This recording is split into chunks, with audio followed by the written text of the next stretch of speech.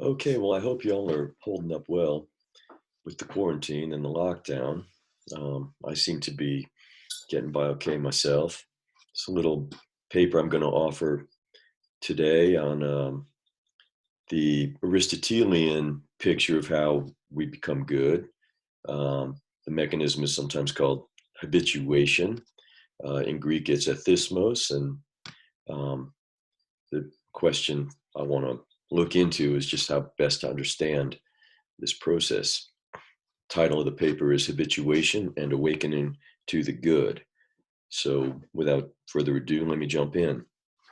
It's a common hope and a laudable one that as time goes by, we will not merely become older, but also gradually become just a bit wiser and just a bit better. But how might we seek to mature and grow in this crucially important way?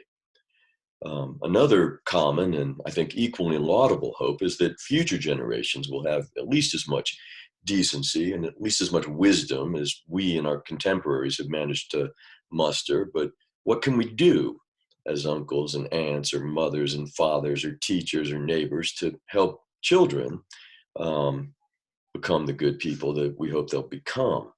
Now, these are not esoteric questions. They're not questions that can sensibly be assigned to the devotees of some specialized academic discipline. They're questions that no human being can responsibly ignore, and yet they are without doubt philosophical questions. Here, philosophy is tightly woven into ordinary life. We cannot live conscientiously or well if we don't wrestle with these questions. And if we ask why Aristotle has been read and discussed for more than 2 millennia, mostly by those who won't go on to call themselves philosophers, it's in large part because he offers extremely insightful answers to these inescapable questions. The kernel of his ethical view, as you well know, is that we're to cultivate the virtues of character, both in ourselves and in others, so that we can act in ways that flow from and manifest these virtues. But what sort of thing does Aristotle think a virtue is, and how does he think we might come to, how we might become more virtuous or help cultivate the virtues in others? I have come to think that existing English translations of Aristotle's writings on ethics make it very hard to grasp his insights into these centrally important questions, and that's what I propose to talk about today. To be sure, things have gotten better in this regard. It wasn't long ago that the term habit was commonly used as a rendering of the Greek term hexis. Now, since Aristotle characterizes the virtues as, or categorizes the virtues as hexeis, this would have him saying that the virtues are habits. Now, in my view, this picture of the virtues would make for a static, mindless, and uninspiring conception of the good life for human beings, and it would be also, I think, deeply at odds with much of what Aristotle himself had to say about excellence of character and ideal forms of friendship and the best sorts of human activities. So I think it's a welcome development that this translation of hexis has fallen by the wayside. Among recent translators, Irwin and Reeve have Aristotle saying that the virtues are states, while Ross opts for states of character, and Bartlett and Collins for characteristics, Rowe for dispositions, and Sachs makes an extended case in the preface to his translation for the intriguing choice, active conditions. He thinks that the virtues are active conditions. All of these strike me as improvements on habit, but it's not hard to reconstruct the line of thought that prompted some earlier scholars and translators, and as I found at a conference last summer, some current Aristotelians, to think of the Aristotelian virtues as habits. Aristotle holds that the hexeis that are the virtues arise gradually from the sustained repetition beginning in early childhood of outwardly virtuous activities. This crucially important training, which Aristotle calls ethismos, sounds a lot like what we would call habituation. And indeed, this is the rendering in every English translation that I've been able to put my hands on. But if the sole route to possession of the virtues is properly called habituation, then the virtues must be the kind of thing that the kinds of things that habituation is uniquely suited to produce. And one could be forgiven for supposing that what habituation is suited to produce is some kind of a habit. The idea jumps out at us just from the etymology of the term. So it seems to me that there's a prima facie tension in the most prominent English translations of Aristotle's Nicomachean Ethics, and a tension about a very fundamental issue. They all hold that we can only hope to acquire the virtues by habituation, but they all refrain from suggesting that the virtues resulting from this process of habituation are habits. Indeed, Irwin and Sachs take pains to disown the latter suggestion. Irwin notes in his glossary that habit and disposition are best avoided as renderings of hexis, because a hexis is not a mere behavioral tendency, but includes concomitant desires and feelings and patterns of decision. All of that's wrapped up into what Aristotle thinks of as involved in having a virtue, or what he thinks virtues consist in. Sachs maintains, even more strongly, and here I'm quoting from him, a hexis is not only not the same thing as a habit, but is almost exactly its opposite. So now we have to, if we believe this, we have to think that habituation produces something that is almost exactly the opposite of a habit. As he sees it, the hexeis that are the virtues are active and mindful orientations towards worthy actions, and not passive and mechanical propensities to perform such actions. That's why he translates them as active conditions. Now, if we agree, as I think we should, that habit really is a bad translation of hexis, this seems to leave us with three options.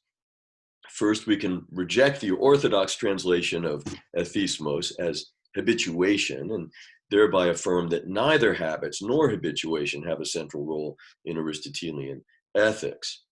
Or second, we can stick with the orthodox translation and conclude that there's a conceptual tension in Aristotle's view, a pretty important one about an important topic. Or third, we can stick with the orthodox translation and try to diffuse the appearance of conceptual tension. That is, we can try to show why it makes good sense to suppose that habituation is the mode by which virtues are acquired, even though the virtues are not themselves habits and might even be taken to be almost the opposite of habits. I'm going to be exploring that last option, diffusing the appearance of conceptual tension. That has many able proponents, but I'm going to work my way to the conclusion that we ought instead to go with the first option, that is, to deny that the virtues are acquired by anything that can aptly be called habituation. I'll suggest that Aristotle thinks, and that there's good reason to think, that they are instead acquired by a lifelong process of awakening more fully to goods that are present in the best of our activities, and that we come to apprehend with increasing clarity by repeated firsthand engagement in these activities. Put in simpler terms, wisdom comes from experience, though only from experience of a particular vitally important sort. Now, as just mentioned, Aristotle holds that the sole route to acquisition of the virtues is ethismos, which consists in repetitive performance of virtuous actions, and that this ethismos must begin at an early age if it is to lead to the development of a virtuous character. As Aristotle notes, this picture of the acquisition of the virtues might easily seem circular. After all, the virtues just are the traits that reliably yield virtuous actions. If we can acquire the virtues only by sustained and reliable performance of virtuous actions, then it seems that we must already have them in order to acquire them, which wouldn't make much sense, or it would point towards something like a proto-Calvinist conclusion to the effect that we cannot really acquire a good character, can only hope to have been born with one.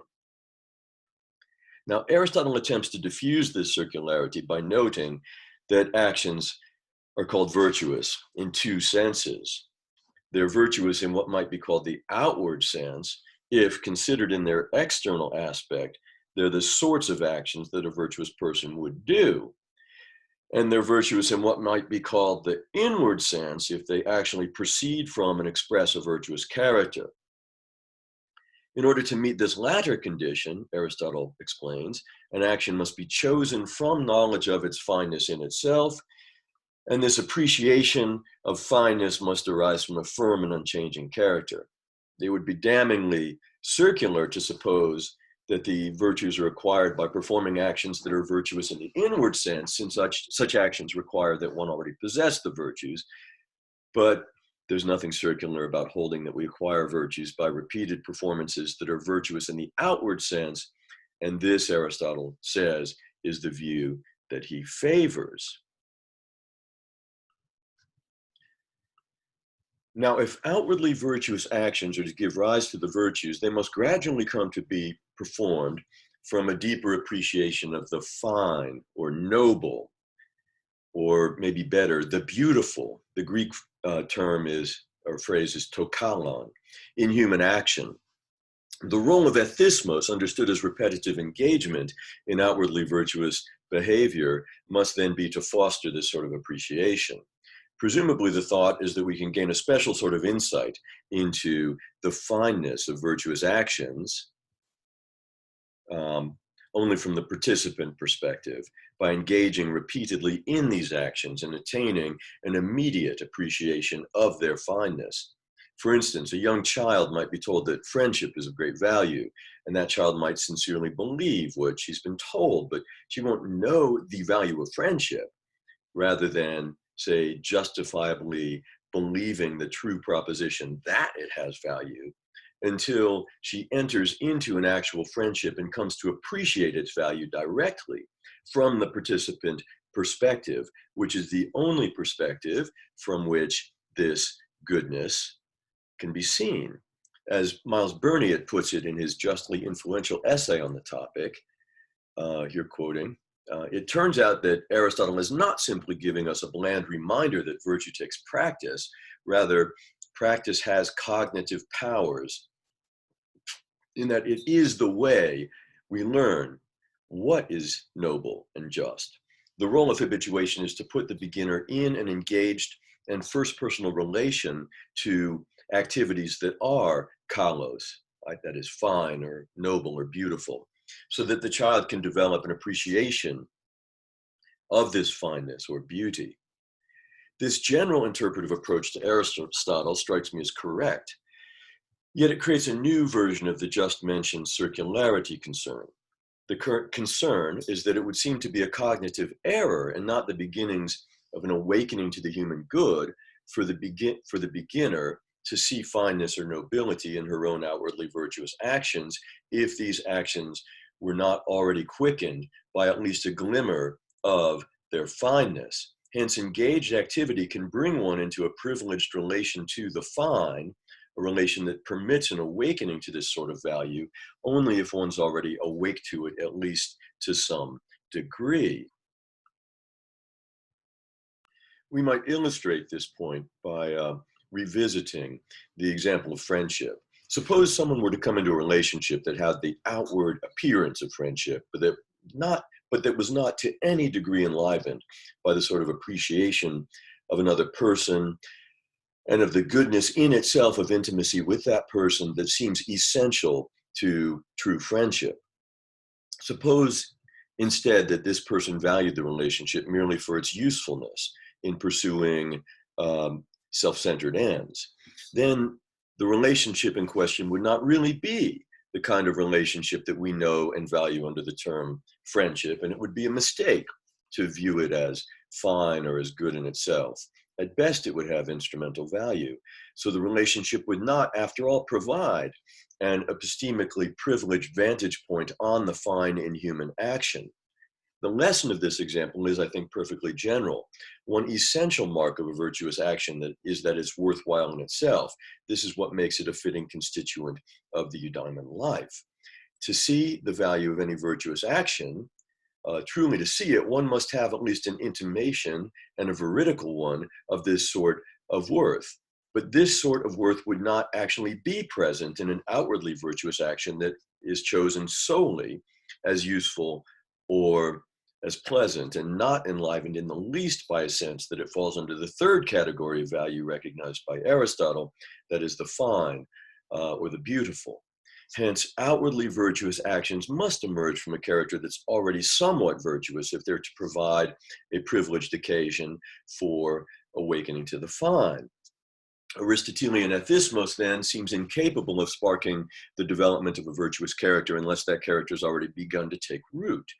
Aristotelian virtue must build upon starting points that are naturally present in human beings. Habituation does not seem to labor under a similar restriction. Now, there's an interesting complication here, one that opens onto some deep and opaque questions concerning action and its relation to practical thought. The complication is that when activities are performed from a sense of their fineness, this sense of fineness falls within its own scope. That is, the sense of fineness itself, together with its status as the motive source of the activity, is an essential part of the activity that is seen as fine. The sense of the fine, in other words, possesses the fundamental structural feature of self-consciousness. When it is engaged or at work in shaping activity, it is essentially reflexive. It is aware of and conditioned on its own practical efficacy. Fine activity does not emerge from a two-stage deliberative process consisting in the thought of some brute bodily motion that emerges as a proposed way forward, followed by the practical judgment that this brute bodily motion would be fine, a judgment that then propels the limbs into the brute motion that one's thereby chosen. No brute bodily motion can sensibly be counted as an instance of the fine in human action, for the simple reason that no brute bodily motion considered in isolation from its motive source counts as human action in the first place. To perform an action in light of the fine is to perform it in light of the distinctive value that the action itself actualizes, and this value is present in the action only if it figures in the subjective appeal of the action.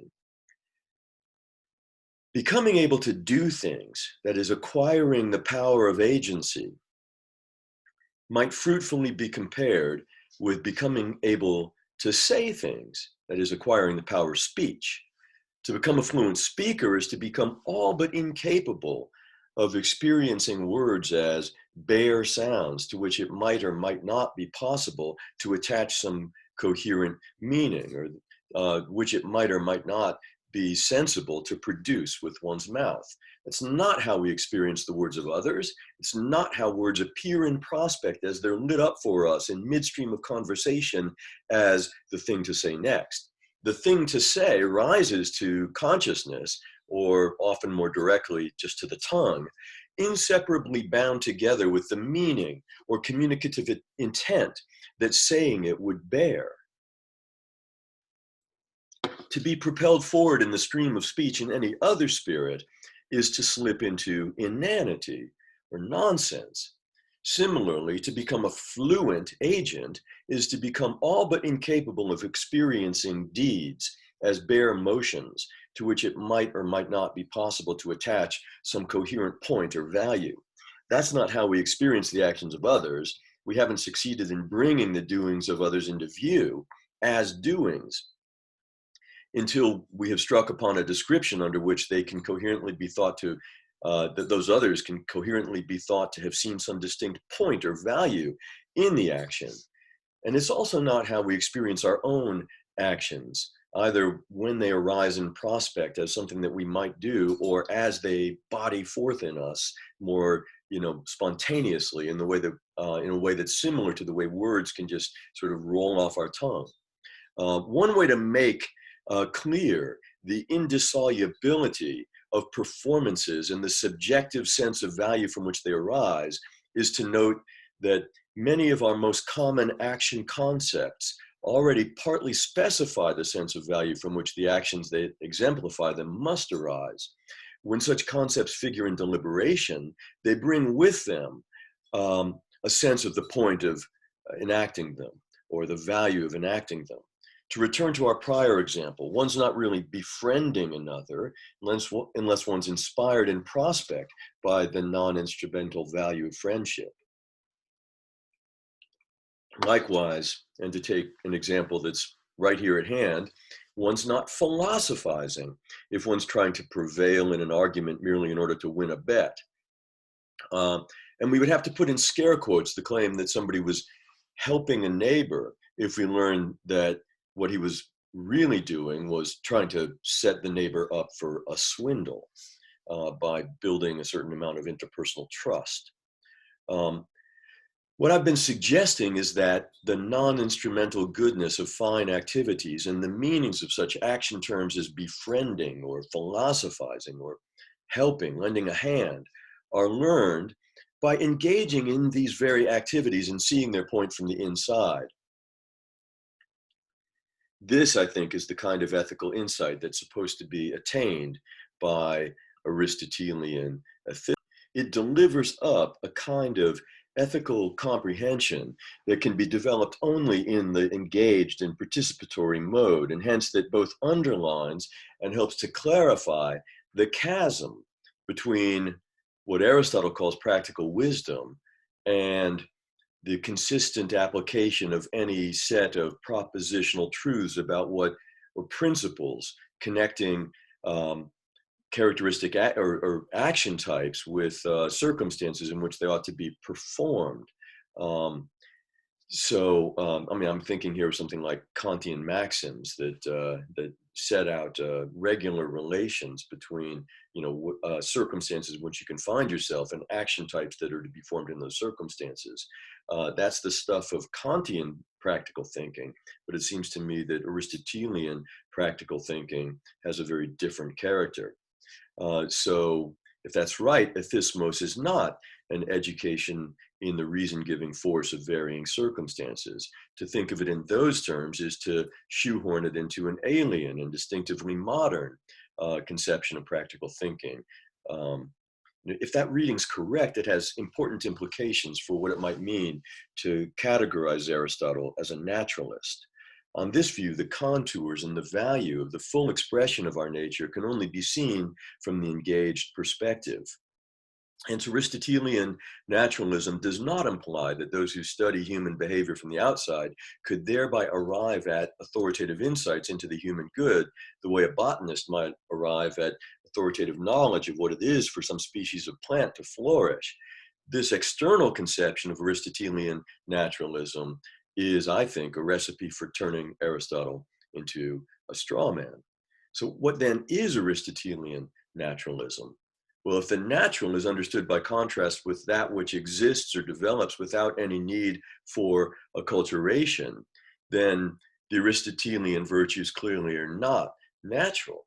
Still, Aristotle says, we are adapted by nature to receive them, and our nature is brought to completion by them. You can look at 1103a, 22 to 25 for those thoughts in Aristotle's Nicomachean Ethics. Children begin their ethical education with an initial sensitivity to the value of virtuous actions, and fully virtuous activity consummates the potential inherent in this inchoate sensitivity, providing an answer to the question, what is this initial potentiality for? As Joe Sachs puts Aristotle's view, it is only in the moral virtues that we possess our primary nature, that in which all our capacities have their full development. Moral virtue does not constrain a human being, but completes us as a roof completes a house. But here again, the acquisition of the virtues can helpfully be compared to the acquisition of language.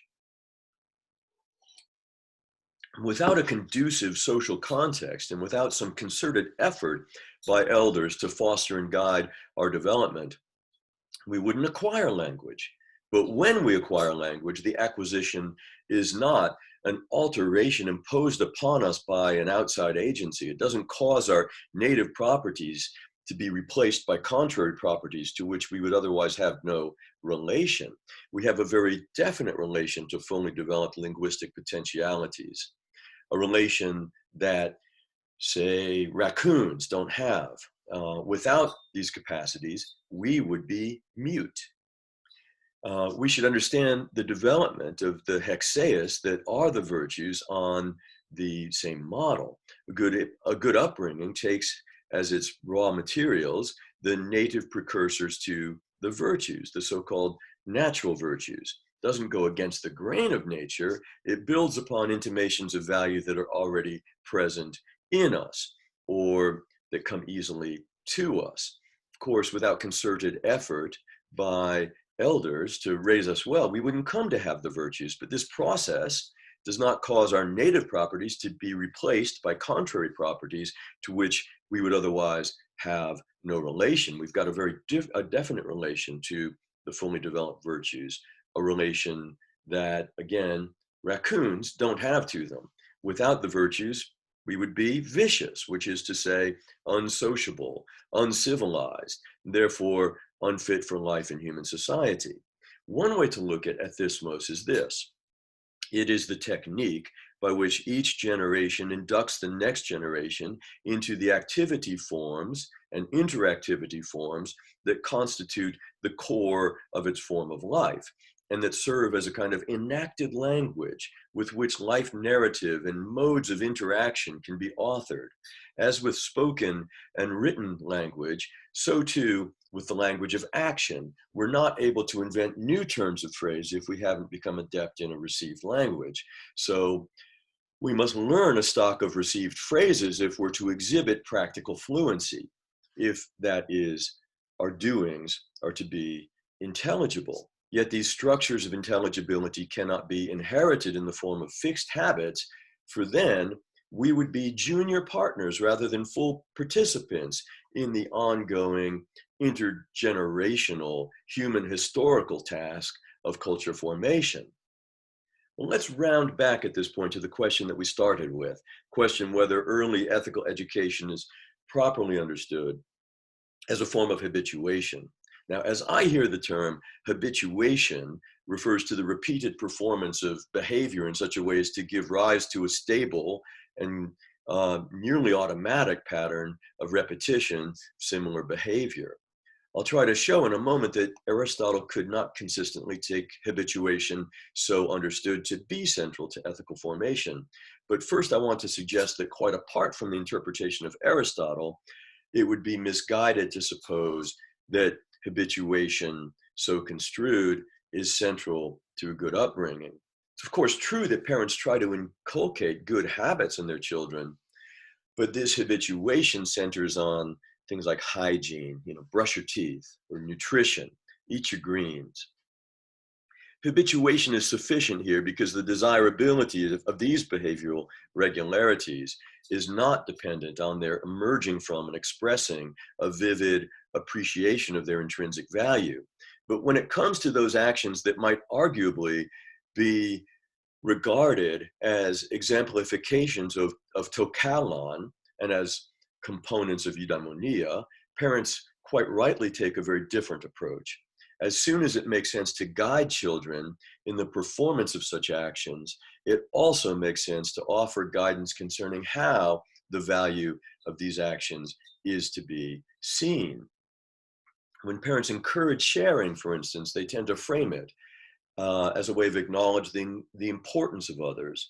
They might mention to their children how others would feel if excluded from the enjoyment of some good, and encourage sharing by encouraging them to dwell on that feature of sharing, feature that makes it worthy in itself. Now, if my argument thus far is on target, that's exactly what parents ought to be doing. What the repetitions associated with a good upbringing must do, both, I think, in Aristotelian terms and also in more general commonsensical terms, is to build upon and deepen a glimmer of appreciation of the point of actions that are fine in themselves, worthy in themselves, so that the actions themselves gradually become more and more meaningful, performed with greater and greater depth. The movement here is not, in the first instance, a movement towards reliability. It is, as I just mentioned, a movement instead toward depth, toward fuller appreciation of the meaningfulness of our doings. We might even say towards wisdom. Reliability might follow, but it would follow from the attainment of depth in one's understanding of the importance of the individual acts that collectively constitute any regularity that might be discerned there. This is why it shows a lack of virtue to break voluntarily from the regularities in action that manifest virtue. If these regularities had the form of mere habit, their presence in the psyche would not be called into question by occasional voluntary departure. Habits regulate what I do when I'm not thinking things through or doing so carefully. And precisely for this reason, their presence wouldn't be impugned by occasional reflective deviation. The regularities that mark a virtuous character manifest worthy convictions, not commendable habits. And that's why their presence would be called into doubt by reflective deviation. So the picture I've sketched of ethismos accords with common sense concerning the raising of children, or so I think. Well, I think in addition that it accords with Aristotle's ethical view. Well, as I see it, an interpretation of Aristotelian ethismos can succeed only if it can explain how children can mature into fully virtuous agents as Aristotle pictures them. It seems clear that Aristotle does not picture the fully virtuous adult as someone who performs virtuous actions by rote. One thing that counts against this picture is that he holds that there's no tractable codification of the demands of virtue, which implies that there's no identical set of act types that virtue could be the rote repetition of. But more to the point, that's not how Aristotle describes the inward life of virtuous people as distinct from those who most closely resemble them. That is, those who are tempted to do wrong, but who cleave to the outward demands of virtue from strength of will, people he calls encratic agents. While encratic or strong-willed agents have propositional knowledge of what they ought to do, those who are fully virtuous have a more vivid and direct sort of understanding of the good to be done, or the good in the actions to be done. Interestingly, Aristotle uses the verb theorein to characterize the additional measure of understanding in question here.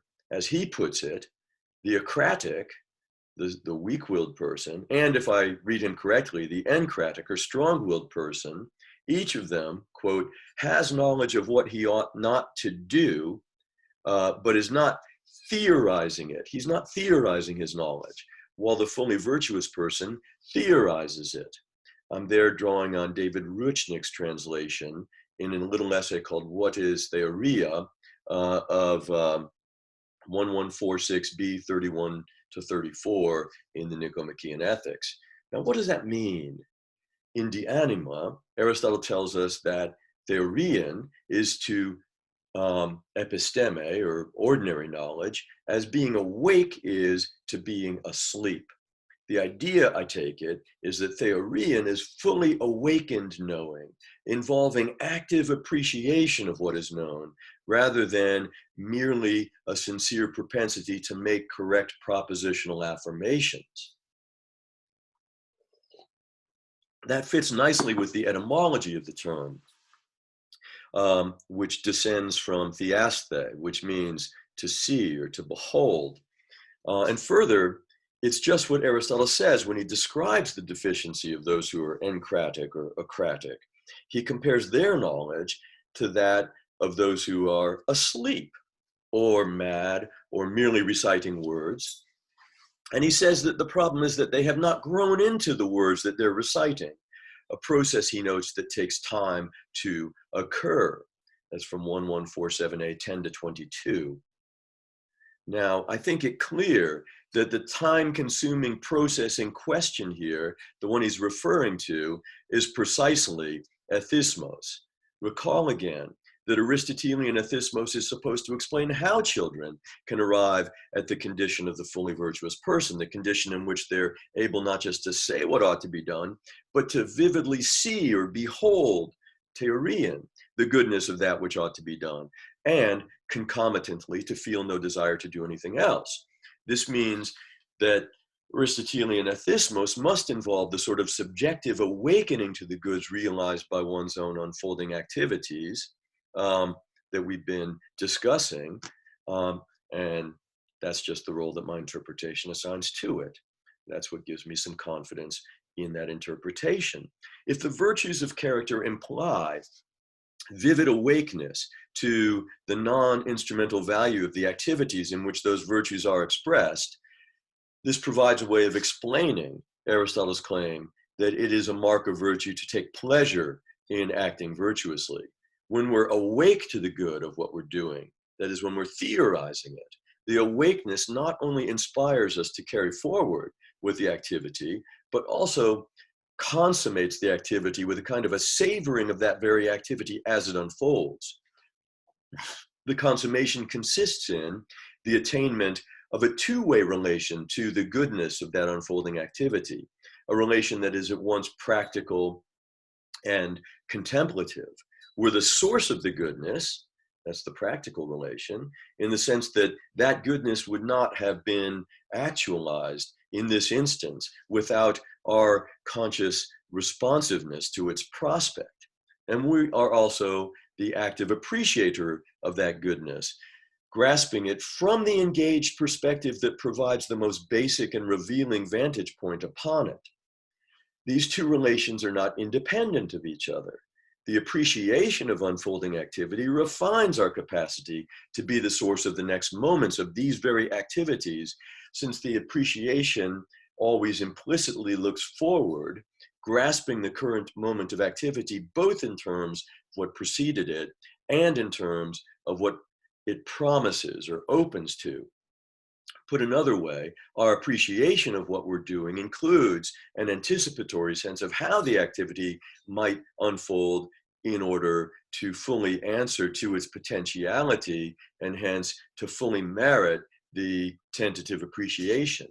This is the way, for instance, that we appreciate a musical composition or a poem or a novel. And it's also the way that we find ourselves engaged in those of our activities that take time in order to become what they are, but that strike us as worthy in themselves in each of their moments.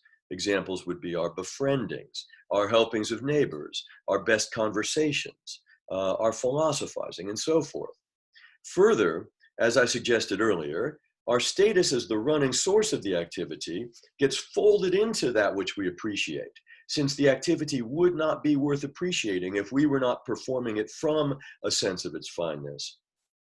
This makes the appreciation in question quite unlike the admiring of something we play no role in making, and it might perhaps explain the special vibrancy or sense of aliveness associated with fully engaged activity.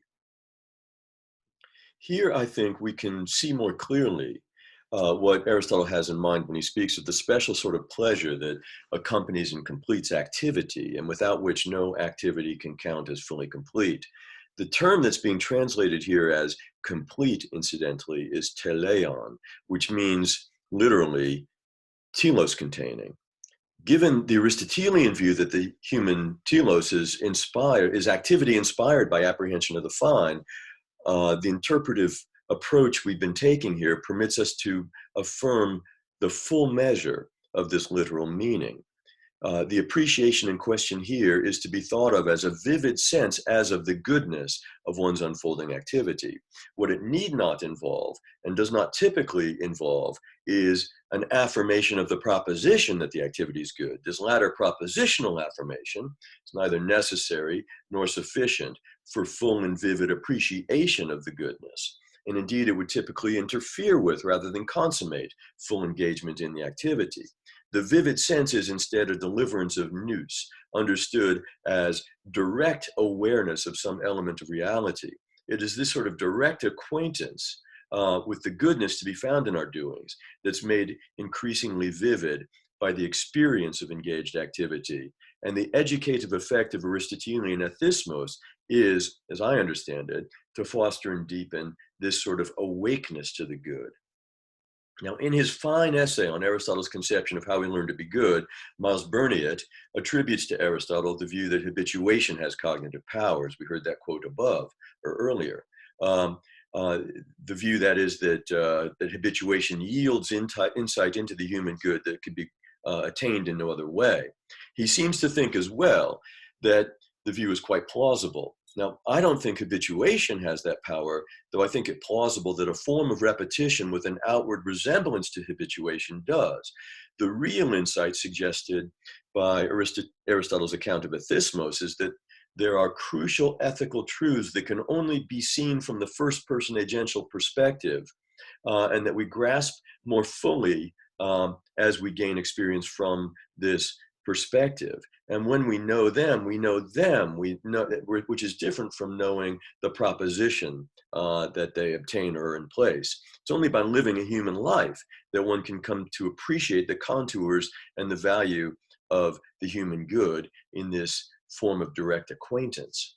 In the secondary literature I've consulted, it seems to me that Nancy Sherman does as well as anyone in capturing this insight.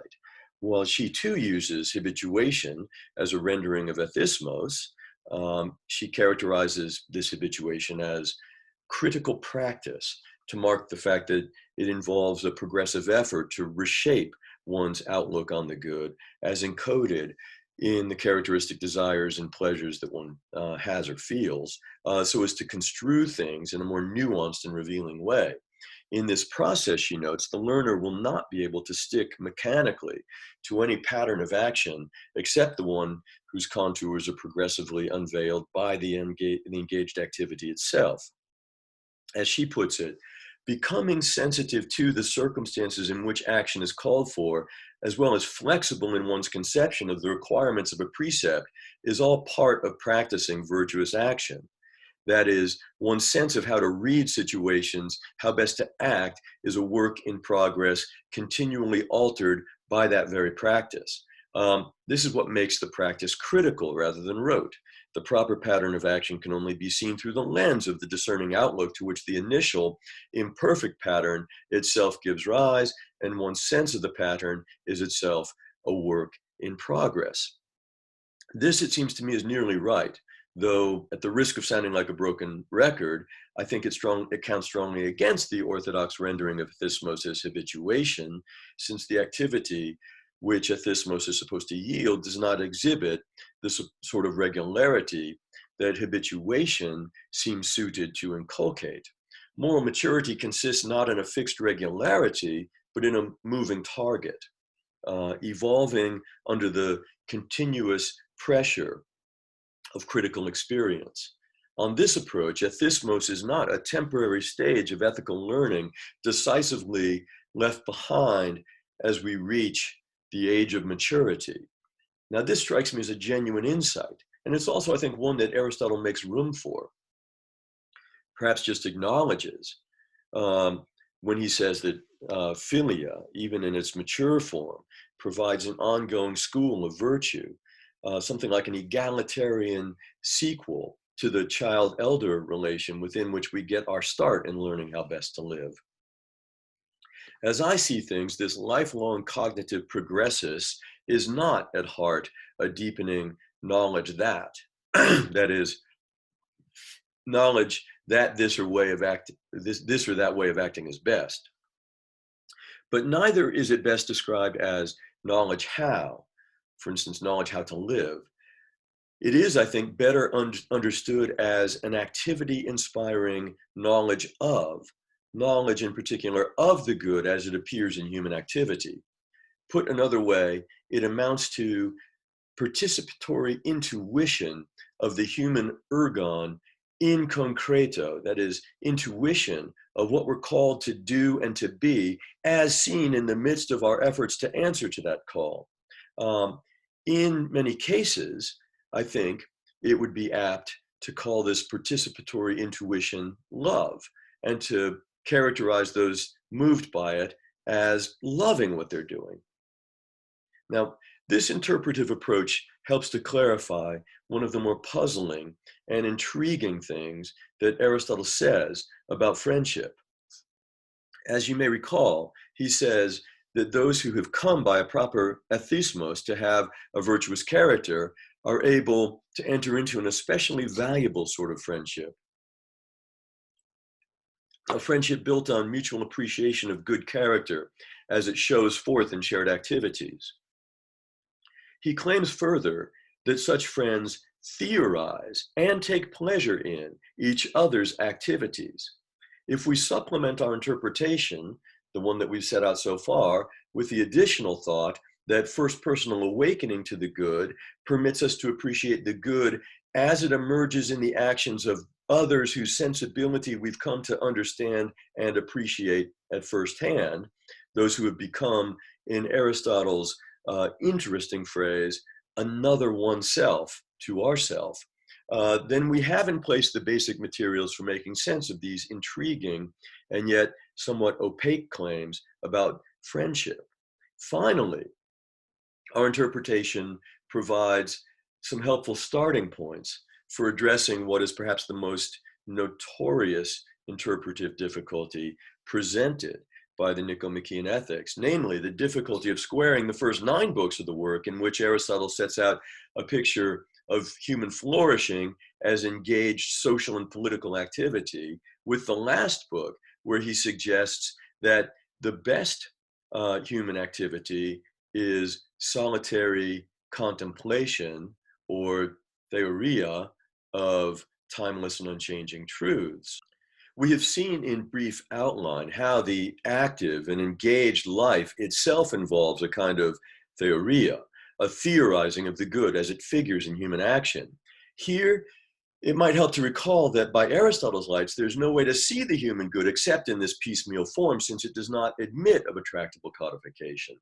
And given that the kind of being we ourselves are can be known only by grasping our telos, that is, by grasping the contours of the active life that is our characteristic work, or ergon, which is to say, those teleon or telos containing activities in which our telos is fully actualized, there's no way of knowing what sort of beings we are except by this piecemeal grasp of the fine in action.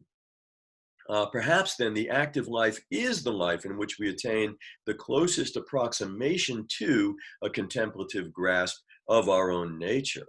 Now, in Book 10, Aristotle argues that we should engage in the life of solitary contemplation, partly because we would therefore be imitating, insofar as humanly possible, the activity of the divine being.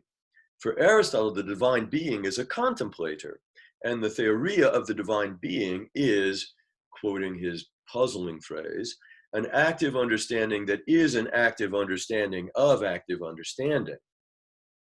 That is, it is a kind of active understanding that brings into view precisely this very understanding, either the bare occurrence of the understanding, in which case the divine being is something like the continuous, resounding Cartesian I think all by itself, or on some other interpretations, what is contemplated is perfect abstracta, for instance, the perfect triangle or the perfect circle. And the thought is that these are posited and appreciated by the very same contemplative movement of the mind, so that the passive and active powers of the mind are perfectly united in this sort of abstract contemplation.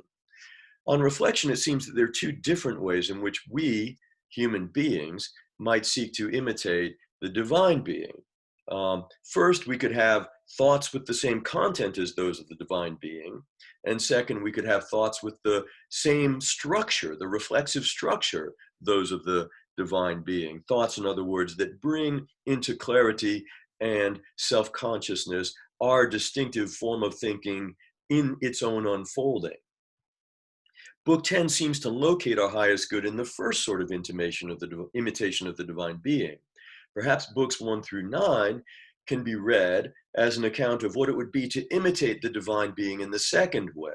That is, these books set out what it would be for human beings to slowly become fully conscious of and appreciative of their distinctive form of being.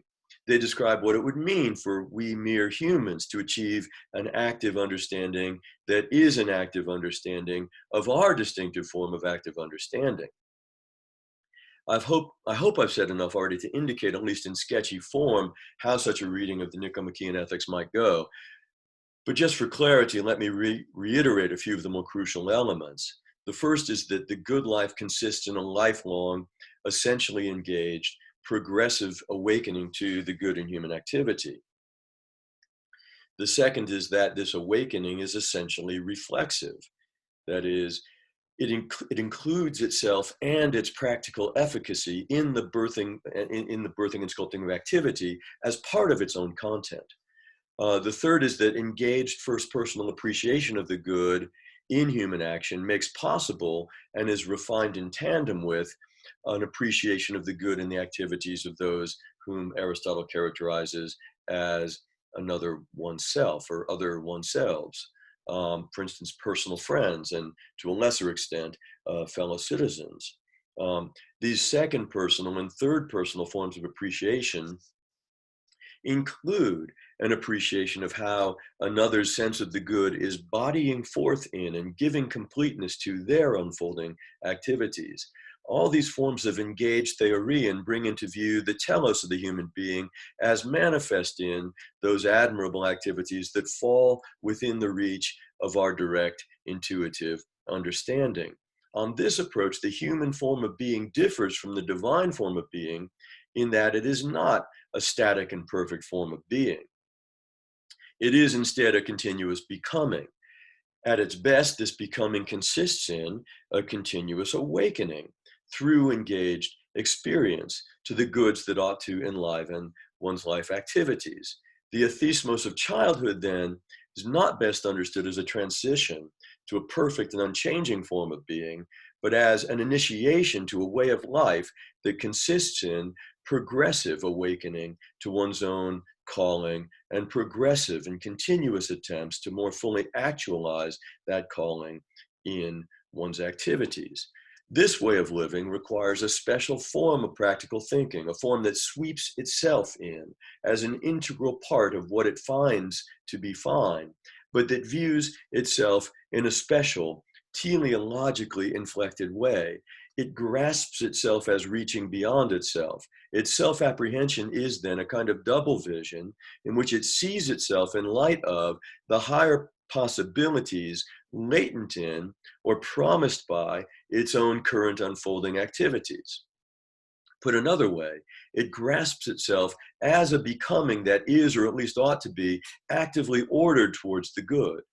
Here it's important to recall that once again, that on the Aristotelian view, the good can't be apprehended in what some think of as a Platonic manner by looking beyond the human world at a separate and more perfect realm.